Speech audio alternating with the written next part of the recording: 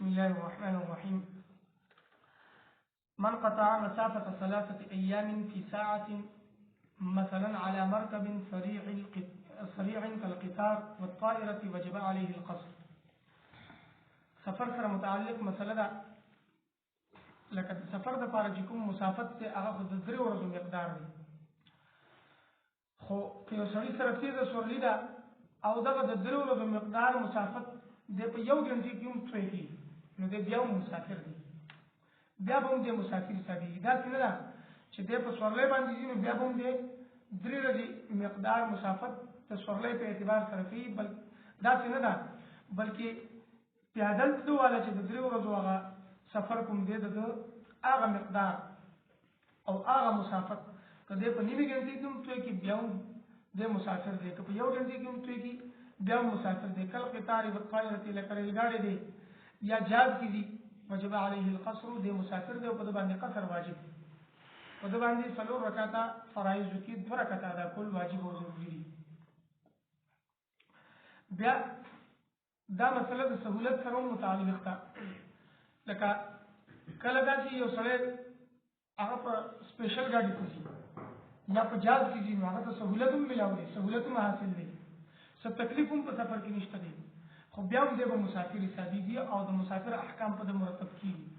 او یو سړی دی هغه پیدل ځي یا دا چې هغه په داسې ګاډي کې ځي چې په هغه ګاډي کې ته تکلیف هم دی، مصیبت هم دی او دی په هغې کې پریشان هم دی، خو دیو مسافر حسابېږي، په ده باندې هم د مسافر احکام مرتب کېږي. او هغه سړی چې ښه ارامدی سفر ورته میلاو دی بیا هم په هغه باندې د سفر احکام مرتب کېږي. القصر واجب علی المسافر، قصر چې دی دا واجب دی په مسافر سړي باندې. نو سړی چې مسافر دی خپل علاقې نه دی پناه شو، په ده باندې قصر واجب شو. قصر کموالي ته ویل کېږي، لکه د ماسپښین د مازدیګر او د ماسخوتن دا 3 مونځونه چې دي دا فرایض د دې 4 رکعاتو په ځای باندې د 2 رکعاته ادا کوي. دا 2 رکعاته ادا کول په د باندې واجب او ضروری دي. من اتم صلاته فی السفر فقد اساء، کله چې خپل لاموز په سفر کې پوره کړ د ګناهګار شو. یو سړی دی د سفر کې موز کو، نو مسله خدا ده چې د ماسپښین مازدیګر او د ماسخوتن موز دا به نیم کوي 2 رکعاته.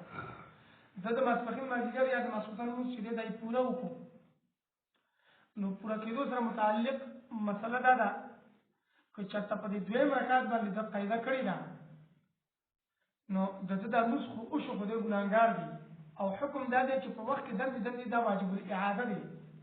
لکه د ماسپښین موز د 2 رکعاتو په ځای 4 رکعاته وکړل او دی مسافر،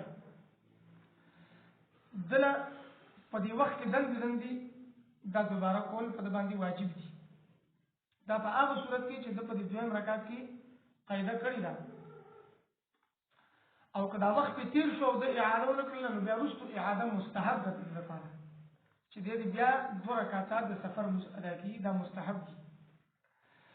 دویم صورت دا دی چې یو سړی مثال په طور باندې د ماسپښین موز دی په سفر کې دی، مسافر دی، په دغه 2 رکعاته واجب دي، د 4 رکعاته وکړل، خو په دې 2 رکعات کې د قاعده نه ده کړې، نو دا موز ونه شو. دا که په دې وخت کې او که دې وخت نه بعد خو په ده باندې اعاده ضروري ده او خامخا به دا موز دوباره ګرځي. که د دې موز دا وخت ختم شو، د ماسپښین دا وخت ختم هم شو، خو بیا هم د دې اعاده به دې کوي، دا موز ونه شو، دا ادا نه شو. تبارك الذي نزل الفرقان على عبده ليكون للعالمين نذيرا.